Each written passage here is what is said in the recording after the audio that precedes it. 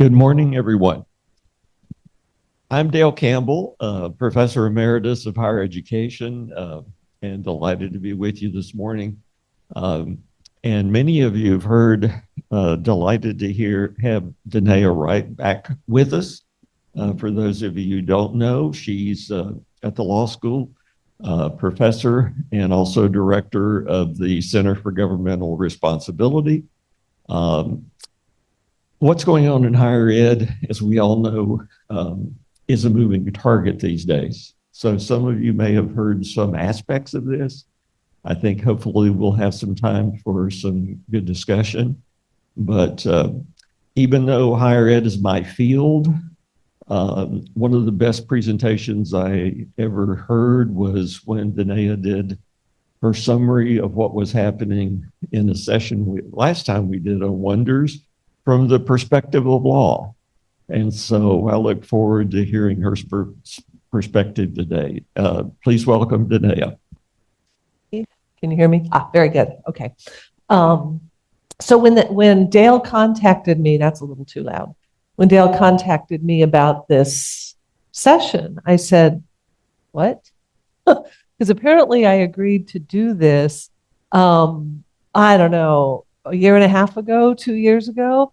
And then I helped organize the hot topics over the summer and over the fall. And we spent a whole lot of time talking about higher ed. And I thought, does anybody actually really want to hear me talk about higher ed again? And I think the answer is no, but that's okay. But I noticed that none of the people who showed up for the hot topics are here. Actually, a few of you are, but not very many. Okay. Anyway, thank you for having me back. I decided that I'm going to talk about some different things than I normally have been talking about, less about academic freedom and censorship and the concerns that faculty have, and just talk about the industry a little bit more. So everyone has an opinion about the state of our universities right now. You can hear it all. In my 30 years of teaching, I have never seen so much public dialogue. I don't know if I'd call it dialogue, public narrative around whether higher education is a good investment, whether higher education has gone off the rails and needs to be reined back in. I mean, everybody has an opinion about higher education. And really, I think we have come this year. This is the year, you'll see in a moment, where we really are in a perfect storm. I think higher ed as an industry could have handled many, many, many of the issues that are confronting us right now. The enrollment cliff being one. We're going to see a dramatic drop in enrollment. That's going to reduce tuition. We've got political interference, which is certainly what I've been talking about a lot. We have leadership issues. It's hard. Presidents are feels like a revolving door of presidents at most institutions. They just announced the new president for Columbia yesterday, third in 2 years, or fourth maybe. Anyway, we've got leadership issues, risk. There's a lot of risk management issues involved with universities these days. Athletics is just off the rails for sure. University medical centers, healthcare, these are large industries within our universities that are struggling in Amazon, you can call up Amazon and get your doctor treatment, right? Get a medical treatment through Amazon. So they're going into that business. So what is that going to do with universities, medical centers? Obviously, state and federal regulations are an issue. Cybersecurity is an issue, and public perceptions of higher ed. So all told, it really adds up to money. Money is at the heart of almost every one of these, and money is being squeezed from every perspective, from every angle. So first off, there's a lot of diversity in higher education. We have almost 6,000 Title IV institutions. Those are institutions that take federal funding. Therefore, those are accredited in order to get federal funding and be eligible for federal student loans. 6,000 institutions, almost 2,700 four-year institutions, public, almost 1,900 public institutions. For-profit institutions is the largest single percentage of higher ed institutions. And imagine if money is tight, but you have to make a profit off your industry, off your institution. That's going to be a lot harder for these institutions as well. And I want to compare that, not that anybody can see it because what I'm saying is over it. Compare 6,000 to 43 in Australia, 130 in the UK, 350 in Poland, 424 in Germany, 700 in Russia, 3,117 in China, and 3,500 in France. So when we think about other countries, other major countries in the world, we have nearly double the number of institutions of higher ed in this country. And that means there's a lot of opportunity, but there's a lot of competition. So top concerns cited by faculty, that's easy, right? Academic freedom, political interference, censorship, tenure.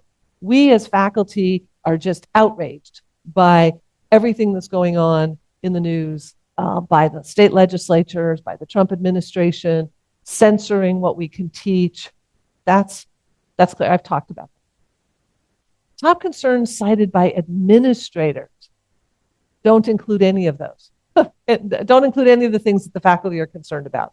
They're concerned about economic and workforce development, college affordability, the return on investment, state operating support, college completion and student success, state impacts from federal policy changes. Okay, they're concerned about that mainly because I don't know if any of you were here when Amy Haas, the former general counsel for the university, talked. I think it was over the summer. No, maybe it was in the fall. But when I used to talk to her when I was the Senate chair, she would say to me every day she wakes up and she thinks, which law am I going to break today? Because there's so much state and federal regulation, local board of governors regulations, and they all contradict one another.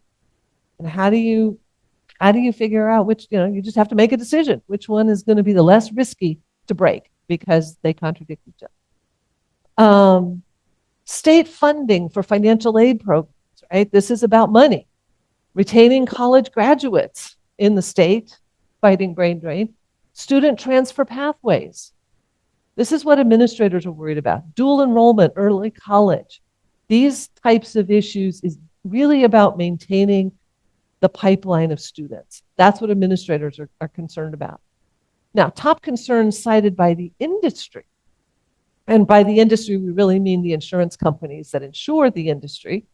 They're really worried about admissions and retention. Okay, do we have money coming in the door? Data security and cybersecurity. Compliance, operational pressures. I'm not quite sure what that is. Facilities and deferred maintenance, right? Is the building gonna collapse? Because we have, I think, about $2 billion worth of deferred maintenance at UF. It's a lot of money. So all these people want their names on a building. They give us the money to build a building. We build the building, we put their name on it, and then we never get money again to maintain the building. And the cost is through the roof. Funding and financial stability, student mental health, recruitment, public safety. That's what the industry is worried about. They're worried about universities as spaces where we've got sexual assault, where we've got shootings, where we've got criminal activity of various sorts. And then athletics. They're worried about athletics, right? They're worried about athletics both because of the funding around athletics, but they're also concerned about injuries, right? They're worried about lawsuits. They're worried about Title IX lawsuits. They're worried about students being injured. So this is mostly insurance, risk management, but that's what industry is concerned about. So really it all comes down to money. A lot of it as an industry, generally speaking, higher ed is really concerned about money. And most institutions have four forms of four income streams: tuition, state support. It also includes federal money, but federal money usually comes in through the tuition window because it's federal financial aid. Endowment, income, and grant fund. Those are the four main revenue streams. So if we think about what's going on with the enrollment cliff, that was one of the most important predictions or concerns cited by administrators. The number of 18-year-olds has peaked, and yeah, we know has peaked in 2025. In 4 years, that's going to drop 13 to 15%. So even though enrollment was up in 2025, significant enrollment in community colleges, significant enrollment, change in public. Now this is nationwide. So we've got 3.9 million students. We only went up 200,000, but we're down 68,000 in the private nonprofits and the private for-profits. That was for 25 change from 2024.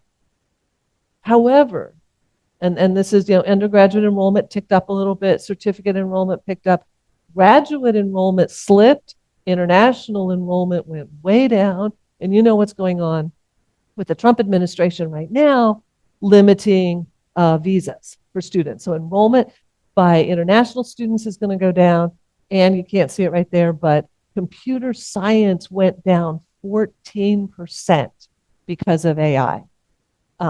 So it is predicted that there will be, like I said, a 13 to 15% drop in college-age students 4 years from now. That's 35,000 students. I just did the basic math for Florida. UF takes 7,000 students out of, I don't even know how many we have in college. But even if we lost 500 students, that's a significant decline in enrollment. And we've got 35,000 students are going to drop by 2029. So everybody's talking about the enrollment cliff, what that's going to mean, that there's not going to be adequate tuition coming in, that we're going to have lower, people are going to really be fighting, and those schools at the bottom are going to suffer. The schools that are expensive, lower ranked, regional universities are all going to suffer from the enrollment cliff. So that's one form of pressure that's on universities right now. Another is state support for public higher ed. State support is down. It's down since before the pandemic. It's down despite increases in funding, increases haven't kept up with inflation. They haven't even come close to keeping up with inflation. So national level increases per FTE declined in 25 states and Washington, D.C., but just between 2023 and 24. So state support for students in our public institutions is going down. It's going down. We've got fewer students, but how much the state is paying for each student is going down. Even though we're exceeding 2019 levels, education appropriations per FTE remain below 2019 levels in 6 states. And most of them continue funding higher ed at a lower level than prior to the Great Recession. So we're seeing this decline in state funding. You can look at where Florida is on the average. We're at $11,415 per student is this FTE per student is how much the state funds. We're below the national average. We're well below what Illinois provides, but we're above New Hampshire at $4,000. But if we think about what's happening in terms of inflation is going up, it costs more to provide an education. We're getting less money. We have fewer students. We're getting less money from the state. Endowments. Now you've all heard, I'm sure, been reading about the endowments. Obviously, some of these institutions have huge endowments. The University of Florida is down there at $2.45 billion. We're ranked number 24 in terms of our endowment, although Texas, that's the whole system. So those Texas numbers are pretty significant. But we've got a new endowment tax that's kicked in with the big, beautiful bill. So the endowment tax has moved up from 1.4% to 8% in certain colleges and universities. So over 5 years, Harvard is going to be looking at paying over $2 billion from their endowment income is as an endowment tax. $2 billion. Yale's going to be looking at $1.5 billion, Princeton at $1.2 billion. So these large institutions are going to be struggling with the new endowment tax. So thinking about our funding models, we've got tuition, we've got state support, we've got the endowments. The endowments are being squeezed, tuition's being squeezed with the enrollment cliff and with the pressure and limitation of international students. Right, and then that leaves us, oh, yeah, I have this nice little one. Colleges and universities are closing. They're closing at record numbers. We've had 84 public or nonprofit colleges have closed since 2020. That's a lot. I mean, I know we have almost 6,000, but that's a pretty good number. 40 have closed or announced closures. For-profit colleges led the closure rate earlier. There was a lot of pressure on the for-profits. Those are the ones in red. But the Federal Reserve Bank estimates that there'll be 80 more closures just next year due to enrollment drops. And the colleges that are closing are these small liberal arts colleges. Arts colleges, yeah. Research funding, that's our fourth funding stream. The Trump administration cut $5 billion in research funds that had already been allocated. Out of $60 billion that have been allocated, they've cut $5 billion. So that's what, 13%? And so we're seeing the funding cuts. $5 billion to research universities has been cut since just in the last year. So you put all of those money pressures together, and institutions are really struggling. You see why money is really the top concern. How do we maintain the institutions as viable entities? We've got some leadership challenges. I mentioned that. We've got declining tenures for presidents. It used to be 8.5 years in 2006. It dropped to 6.5 years in 2016, 5.9 years in 2023. Well, UF, we're on our fourth president in 2 years. So you can, and as is Columbia. So some of these institutions are really suffering with leadership challenges. 4 years for public HBCUs is where they're at. So leadership challenges are difficult to deal with because an institution can't pivot quickly. These are big institutions, they don't pivot. And if you don't have a president that understands what's going on and can figure out how to keep the money in and the tuition, enrollment, everything else. Okay, risk management. That was one of the most important, the highest concerns cited by industry. And these numbers are kind of frightening. These are the kinds of things that keep administrators up at night. Since 1966, there have been 17 shootings at colleges where at least 3 people were killed. But of course, we just had the one at Brown last year.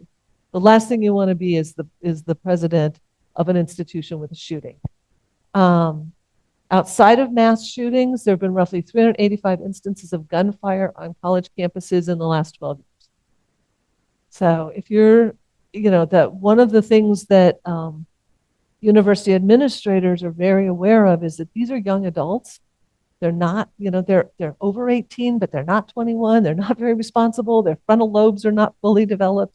And you really are in a parens patriae situation. You have to act and create a safe environment for these students.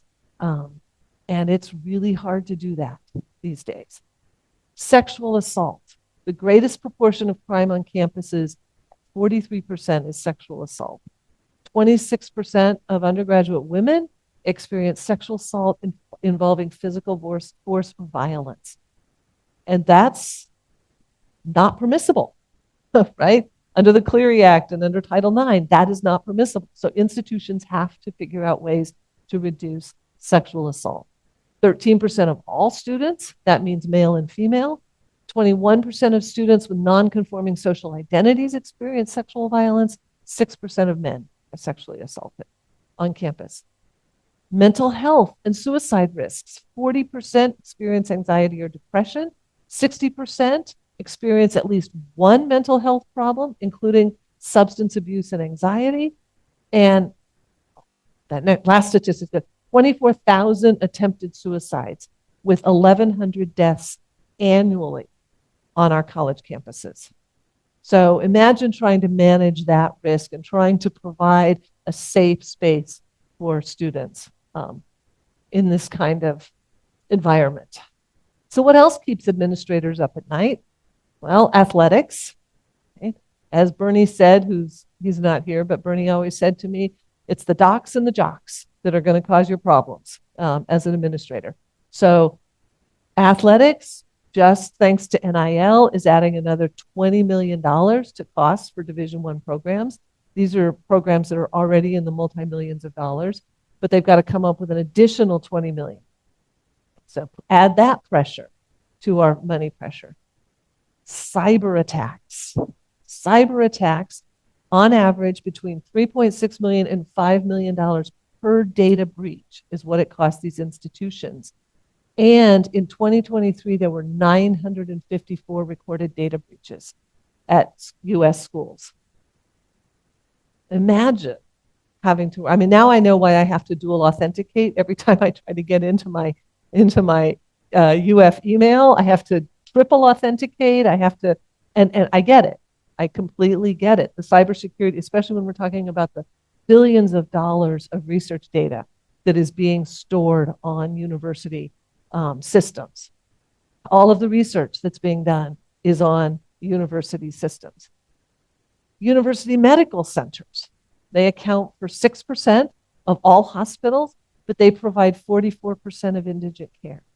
So they're not getting the money back, right? They're not getting paid for high value, operations, high cost operations. Operating margins fell from 3.7%, I think it was in 2018, 2019, to 1.5% in 2022.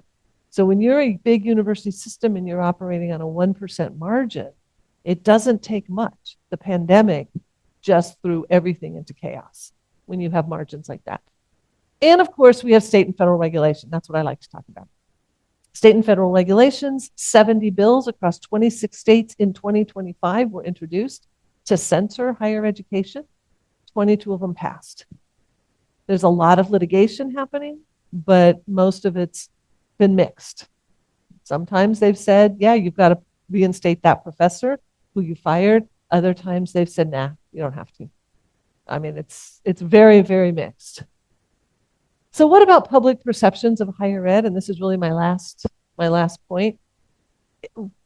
In 2023, 2024, it was going down in 2018. If you look at this statistic right here, that line, public perception of people who thought that have confidence in higher education dropped dramatically from almost 60% to just 35%.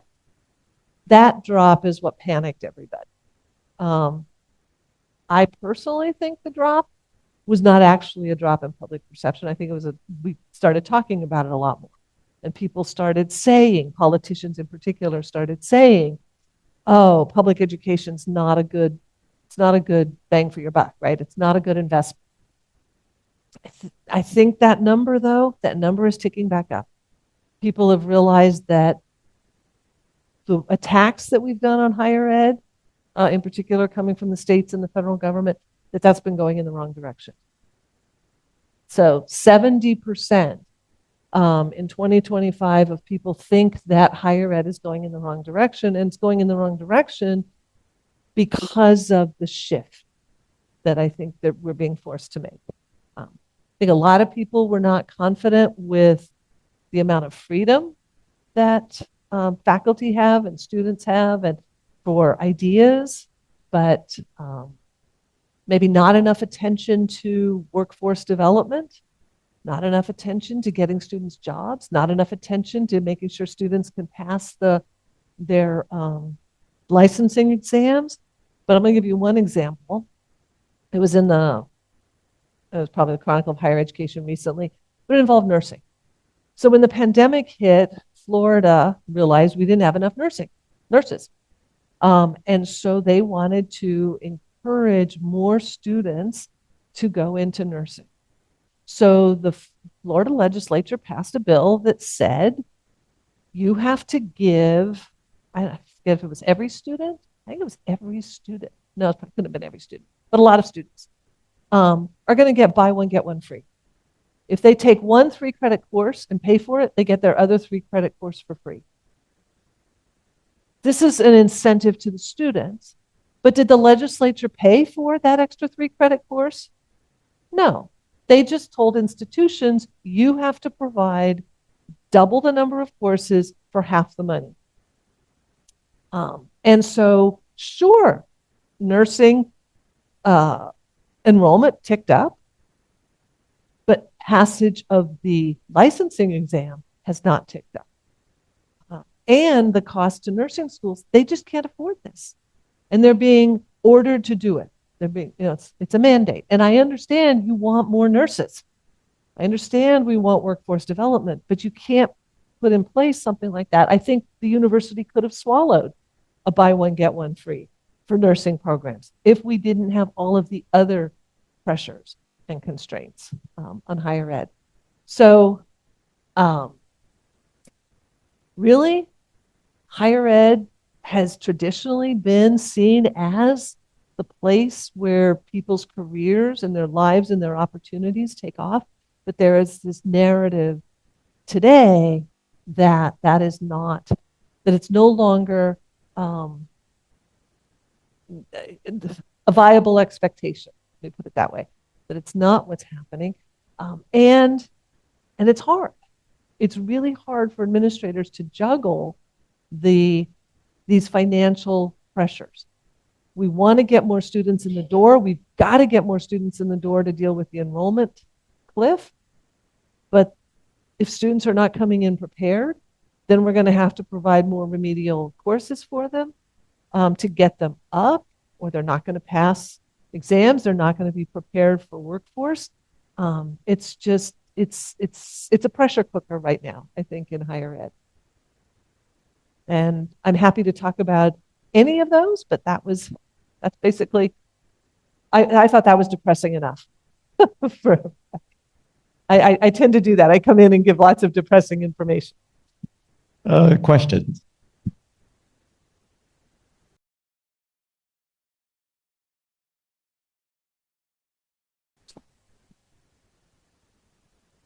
Tom Pearson had since graduate school, federal funding, et cetera.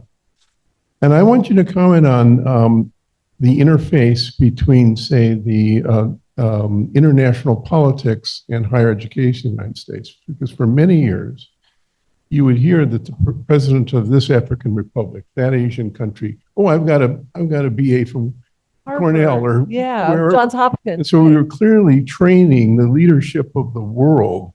And I think that has slipped away. It's slipped away to now that China has more capacity and more people are doing Europe, particularly UK.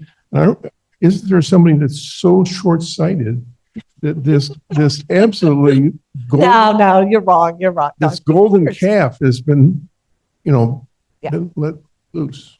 I mean, I think there's two things. One is international students pay their own way in a way that American students don't. So some schools, there are some, Cornell is one, Johns Hopkins is one, they have 40% or more sometimes of international students because that's how they can afford to fund and give student aid to American students. That's one issue. But the other, Florida passed this law that said we're no longer going to allow students from the countries of concern to come in and be TAs or BRAs, research assistants, mainly graduate students. So, and now, of course, the Trump administration is closing a lot of these loopholes. But, during the Cold War, we welcomed these people. During World War II, we welcomed foreign students because foreign students want out. They want to come to the United States. And sure, there's risk involved, but we have some pretty good risk assessment tools to determine which students are potentially going to be a risk to our research integrity.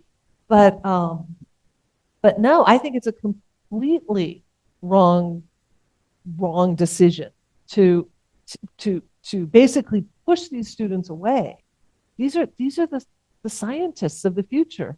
These people are the ones that are going to, think about who developed the atomic bomb, right? Which is probably not a great idea, but we still have it. So we won the war because of it. And that was because we took international people. Yeah. Well, I have a question about the amount of years that people have to go to get their degree in order to get a job that we could have gotten with a BA degree 40 years ago. That's true. So, the universities are, if they're spending more money, they're asking for people to come for longer periods of time. And that's a problem. It's true. It's being a parent with 2 college-age students, of which I'm paying a significant amount of tuition. I'm very aware of that. There's this push now to have 3-year bachelor's degrees. The interesting thing about the 3-year bachelor's degrees, though, is it's generally not for the younger students, not for the college-age students. It's for students who are coming back after having a career and have some experience so that we can justify that. I look at what happened. I look at my parents when they graduated from high school.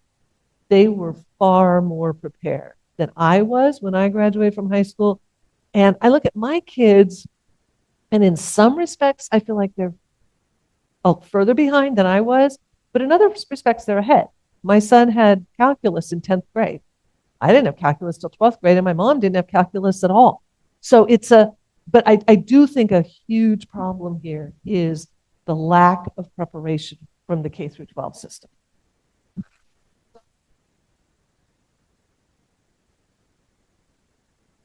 Well, because the master's degree is really the new bachelor's. Yeah, no, it's exactly right. Yeah, I'm sorry. If I could make some comments. My name is Ed Harmon. I don't come from academia, though I taught at the law school for 8 years, and I'm a corporate lawyer, and I appreciate your approaching it as an industry model. That's great. I think your blame is misplaced. I think the real blame for whatever you think is wrong is information. People now have information they didn't have before. So they now are well aware of the crushing tuition burden, which is outrageous. They're well aware, quite frankly, that colleges, in their view, and it's a customer's view, are not providing a balanced viewpoint to their kids. You're criticizing, and that's fair, whatever you want to, is a little bit like Kodak blaming the consumer for buying phones which replace cameras. The problem is the industry is the most reactionary industry in the world. The industry, as you describe it, wants lavish funding, no accountability, don't ask us what we're doing, and don't interfere. Just keep the money flowing and all is going to be good. Yeah. If only the consumers didn't know what was going on, you'd be fine. But Mr. and Mrs. America, now look at the tuition burden, look at enormous numbers of kids. I have 3 kids. They're okay. They're older. They're fine. 2 of them have jobs which did not require a college degree. And they look at degrees that are being granted after massive tuition increases. They look at administrative bloat in college campuses, which has wildly outstripped inflation. Could you give maybe the next time you give a more balanced viewpoint? That would be. It's an unbalanced perspective, and I agree with you. I agree with you that tuition is I mean, it's impossible for many, many families to handle the tuition. And the response has been, you look at the funding models. So there's limited places for institutions to pick up the money that is needed. But you've got students who want a lazy river in their universities, right? They want all of these amenities. And so it's really hard. But I will say that the statistics still show students with a college degree, I don't care where it comes from, are better off and are going to make more by the end of their lifetime than students without. And so it's still a viable enterprise. One. Yes. Oh, no. One additional. Or not? Yeah. Okay. Just one additional comment. If you think about the student and length of graduation, we have food insecurity on campuses. We have food banks. We have students that are having to work multiple jobs just to attend, which also creates the complexity, the length of time degree, which goes back to money. It's all about money. You'll get it eventually. Thank you for lots of good information.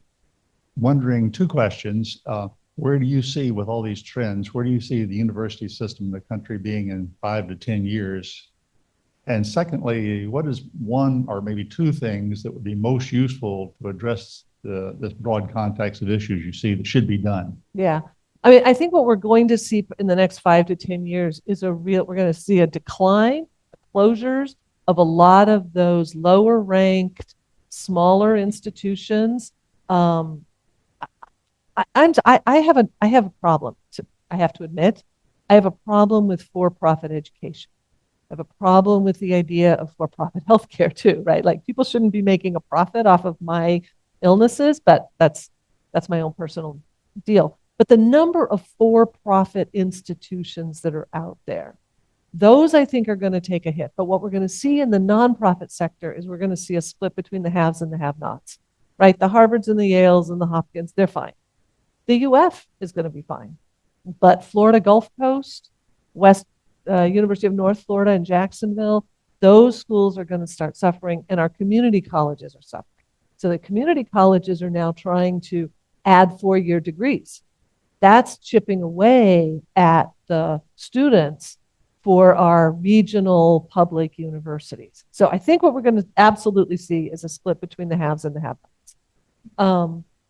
How do we address it? Well, I would like to see actual concern about making these institutions viable, about making college affordable.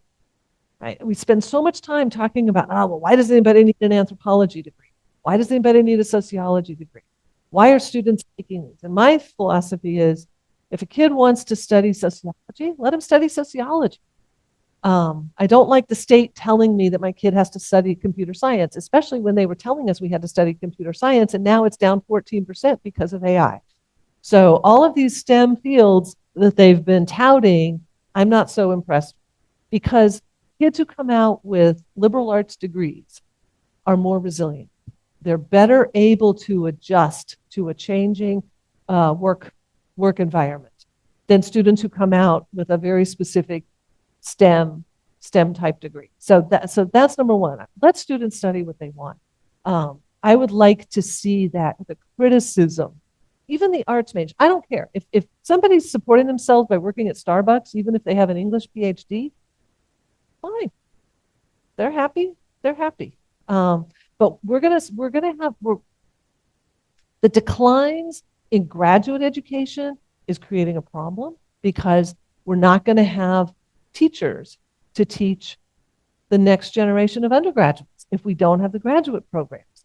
And a lot of graduate programs are being cut these days. And that's, and we're doing the same thing. We're cutting education departments across in universities, and that's going to cut our K through 12 teaching supply. So I feel like we need to stop worrying so much about telling kids what they need to do and start providing them the skills to be resilient, to handle the new environment. Yeah. I'd like to, excuse me, Bill Rossi is my name.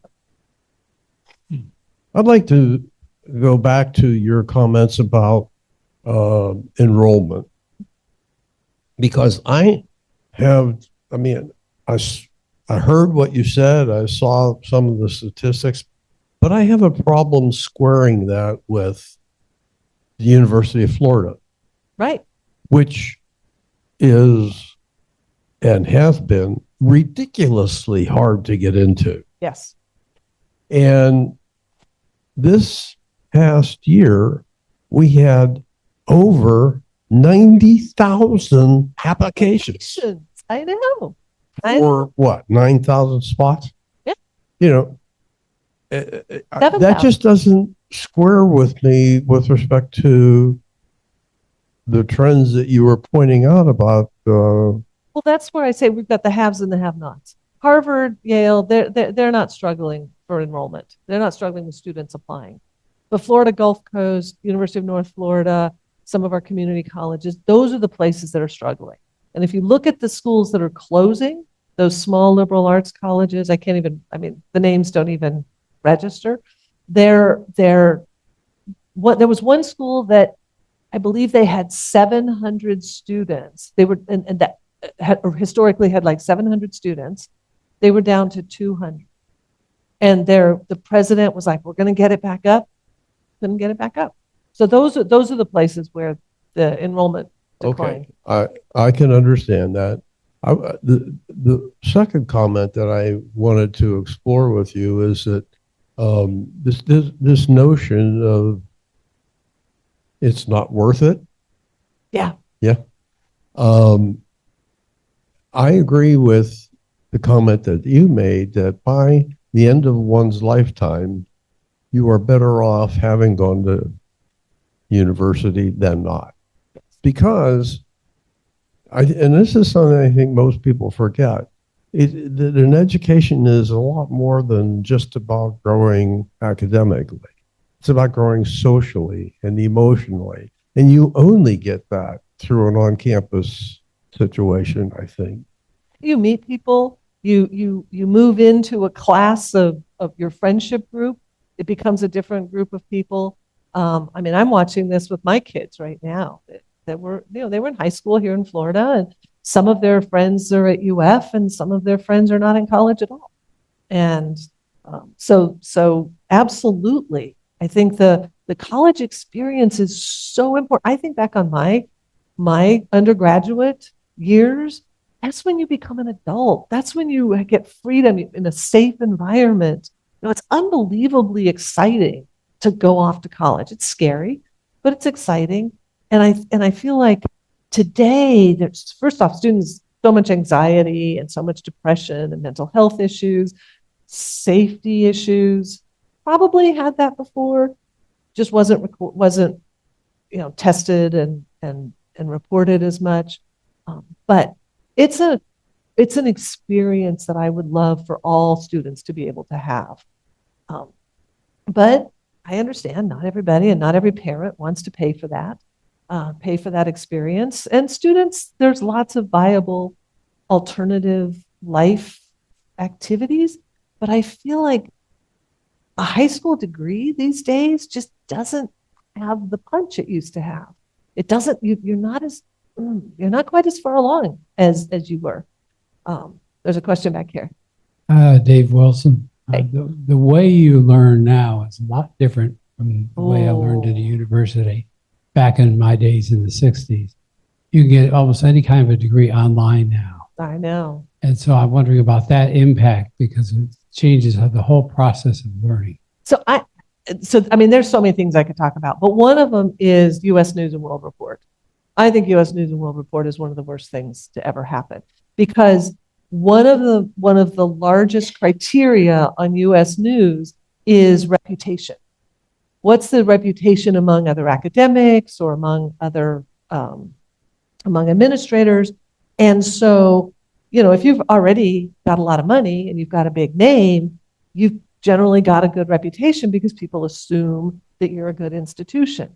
If you're an institution that wants to come up, what you do is you spend a lot of money hiring superstars. You hire big name people, you pay them a lot of money, and they teach 4 students. And then you hire lecturers, recent graduates, to teach online or to teach large sections of these introductory courses. And so even at UF, a significant number of first and second year students are taking online classes. That's not college, in my mind. That's not college.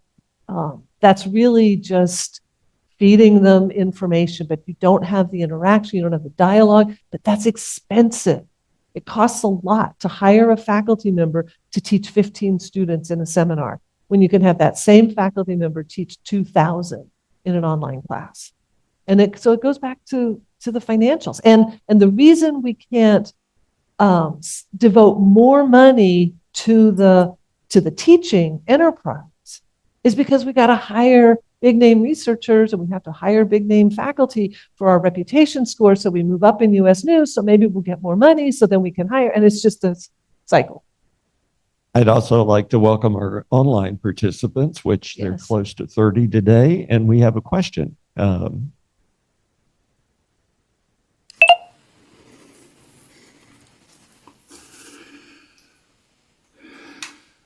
Hello? Hello. Yeah, there we go. Yes, go ahead and ask your question, please. Oh, this is Paul Parker, and I am interested in the way you responded to online education. I think that that is the Achilles heel for where everything's going, because more and more students are taking their credit work online. And I think the economics of that for the student and the economics for the university have got to be looked at more carefully. I understand that the summer enrollments, for instance, dropped measurably around the country because students found they could do online what they would have done in summer school, and they can work and earn some money for college.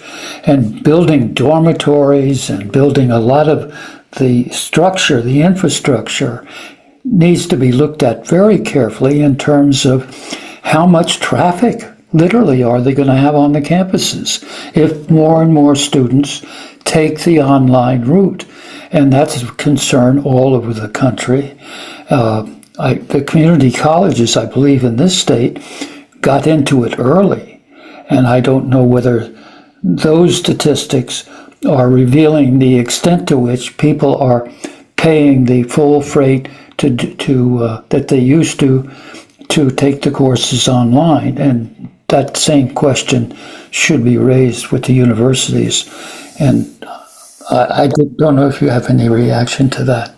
No, I've struggled with online for years. So for a while, our department chairs here at UF were encouraging people to develop online courses. And for a lot of us faculty, we're like, well, that's just making ourselves redundant. Why would we create an online class? You can pay us what you would pay us to teach a class. We create an online class, and then it goes out there, and you're going to collect all the tuition revenue, and we're out of job, right? Yeah, that's one of the aspects of it. Yeah, it's Sure, a very important one. The problem I've found, though, is students I've talked to don't like the online experience, right? They like the in-class experience. And yet, when they have to get up in the morning, especially when there's a foot of snow on their campus right now, they would rather flip on their computer and get on Zoom and be able to zoom into their class. So what we found at the law school here, we all went online for the pandemic. Then we came back. We were the first college on campus to come back in the fall of 2020. We had in-person classes. Everybody had a big plexiglass screen in front of you, dividing us all up, and we all wore masks, and we had a big screen in the front of the classroom. But any student that wanted to could stay online, could remain online. And so we had this hybrid classroom, and that was just an absolute disaster. It was you're either teaching to the students online, or you're teaching to the students in the classroom. You can't do both well. And so then we had this long conversation. Well, do we want to have some online classes? Because we had some faculty who really didn't want to be in the classroom. And so we let those faculty develop some online courses. And for our international students who couldn't travel during the pandemic, it was great that they could be online. But now with our tax program, we have a residential tax LLM program at UF. And it's always been a residential program. Usually have about 100 students every year come in for their tax LLM. We decided that professional lawyers who are tax lawyers don't want to come spend a year in Gainesville. So we're going to make it an online hybrid program. So what we found is that students actually move to Gainesville, but they want to be online. They don't want to actually come to class. And I'm like, on what planet does that make sense to you? But I don't know what to say. I think online education has some real benefits for certain types of courses, certain types of subjects, and only if they're done really well. And I don't think we're doing that with all of our courses. We have a question by Rick Gold online too, and then we'll come back here. Please address the affordability of higher ed, including the risk that students face in taking on student loans. Yeah, I know. The financial cost is frightening. I will admit to that. And they're talking, some institutions are now going to top $100,000 a year. Some of the elite institutions in the next year or two is what tuition is going to cost. And students can't afford that. They can't take on that type of debt. But the reality is endowments are covering a lot of this. Financial aid is covering a lot of it. Pell Grants is covering some of this. So a lot of students are not actually out of pocket that much, even with loans. But when you talk about medical school, you talk about law school, you talk about some of these professional programs, they do rely more heavily on loans, I think, than the undergraduate degrees. Karen Miller, what is the financial impact of the sports programs on the university? So most institutions, the athletic programs cost. UF is lucky in that UF, some of your big schools, big athletic programs, they are actually self-supporting. But as I recall, it's something, I think I can count the number on my fingers and toes, the number of athletic programs in the country that are actually make money and give money back to the university. So for most of them, it's not. And we all chafe at the idea, but at the same time, I think athletic programs are good for institutions. They're good for students. How much? I don't know. But most of them don't pay their freight. But then, there was a conversation going on I heard about, why don't we give athletes credit? That was, what's her name was talking about it. Amy Haas was talking about with the NIL conversation. If we give a ballet dancer credit toward a degree for dancing, and why don't we give credit for student athletes who are participating? It's sort of the same thing. And if we gave student athletes credit, that would really change the way in which I think student athletic programs operate. If they were seen as more academic programs, because really your dance program's not that academic. At least that's the argument that I've heard. My question is different, but I wanted to make a quick comment on that, and that's I taught the Boston University football team. Oh, I taught them physiology. okay. But I worked with them in a whole different way. But what I wanted to talk about especially was the preparation and the getting the kids excited about going to college. And I've taught medical school, nursing school, graduate school, et cetera, but I was given the opportunity a number of years ago to develop a school for disadvantaged kids in Dade County. And I did this for 14 years, so my funding gave a problem. There was, I got a lot of excited PhDs from around that wanted to help with this. We actually went out and located middle school students who had potential, but maybe didn't know they could even do it. And here we were saying, and I was a poor kid. I said, if I did it, we can help you do it. And that's what we had over our door. And it was, you can do it and we'll help you get there. And we prepped them. We worked with FIU. They could get up to 2 years of college credit before they graduated high school. And then we hunted the country for schools who would give them scholarships. I was honestly, privately, I called us getting college whores, because if Maine wanted a black kid, I got them a black kid. And once we were known at different colleges, they would call me and say, look, these kids are doing great. Send me more. Yeah. So my comment, I want you to please comment on how we get this in back into the high school, that we can prep them. Yeah. How do we get them work with college? College prep is a big issue, because I think, again, like we're going to see in universities, we have the haves and the have-nots in our high schools. We have the magnet programs, we have the AP courses that are, being touted, and then we have the mainstream courses and those, or mainstream programs, and those students are getting virtually no college prep, college admissions advice, anything like that, no counseling. And as an industry, college wants, it's like the medical profession. It's like health insurance.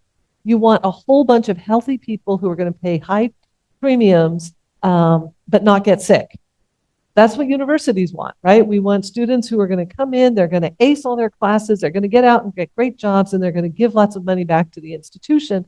And they're not going to have mental health issues. They're not going to need counseling. They're not going to need academic advising. They're not going to need all of the services that we have to provide these days. And I think that's, we're turning, it goes back to, and Bernie walked in the door, so I have to make a comment about this. When he was president and I was a Senate chair, I remember fussing at him multiple times about the corporatization of the university. It's all about business. It's all about showing a profit or making money. Or that, Danaya, don't worry about it.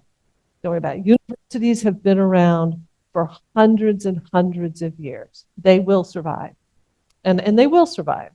I have to give them credit for that. I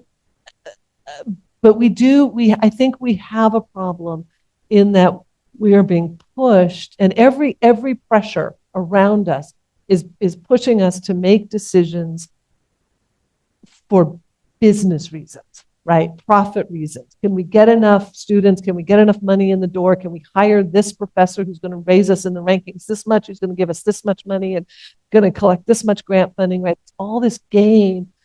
And we've lost sight of the real goal, which is to train students, educate students, which is an incredibly expensive business to be in. Educate them and get them out to be productive students. So it's easy for me to blame it all on corporatization and politics and everything, but education is hard work. It's just really hard work. I think about grading essays, student essays, and now they're saying, well, you just put it into AI and let AI grade it. No, you can't. No, you can't. You really need to grade them, and you really need to have individual attention. You really need to make it. I want to ask work. one additional question here in our audience, and also one more online.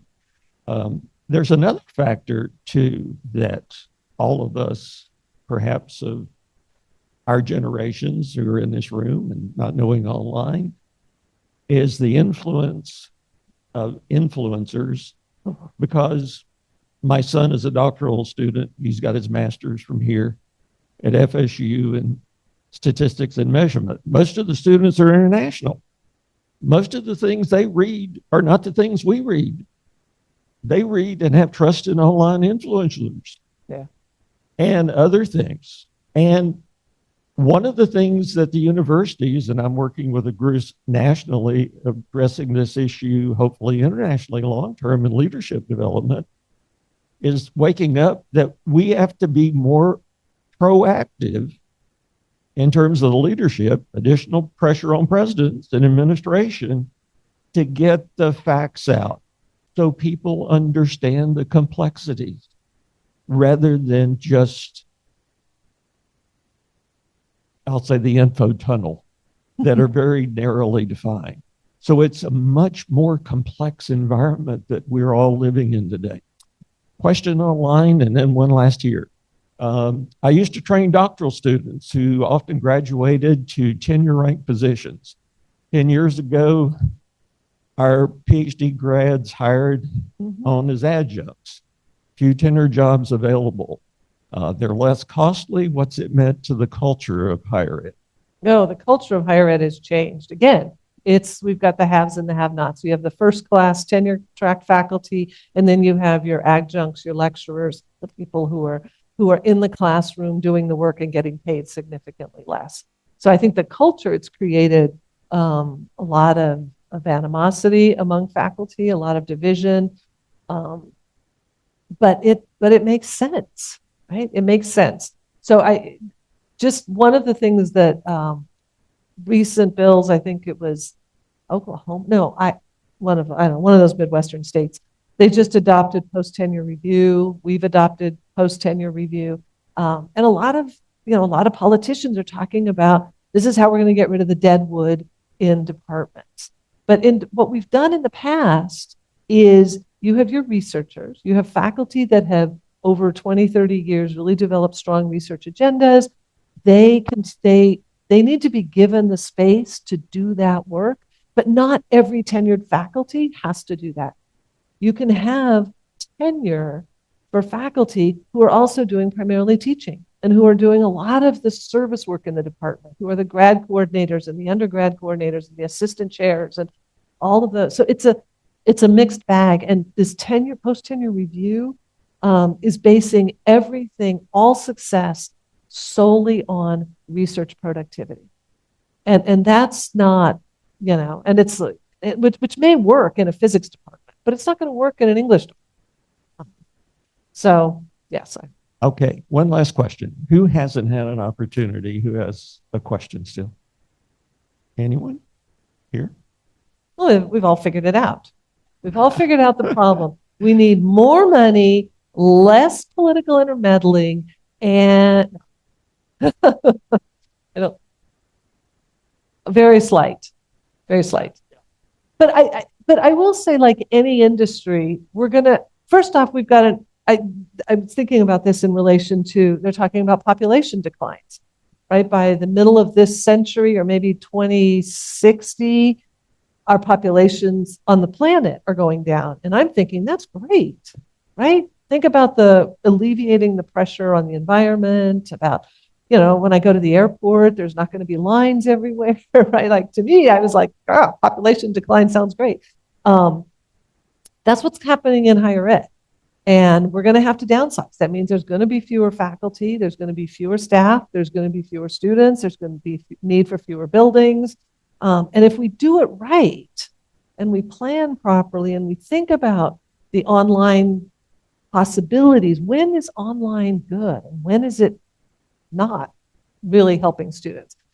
So I think now is a really good moment for institutions to really rethink what they need, what the future is going to look like. And those that take the risk and try something new, I may be more successful than those that are just sitting on their laurels and their money. But UF's fine. Yeah. Let's give Danaya a wonderful round of applause. Thank you all. Thank you for your participation and questions. And I am not coming back ever again to talk about higher ed because I have done it so many times. But actually, I will be back next week to talk about law in the movies, which is great movie if you're interested. And you will never view baseball the same way again if you come to that one.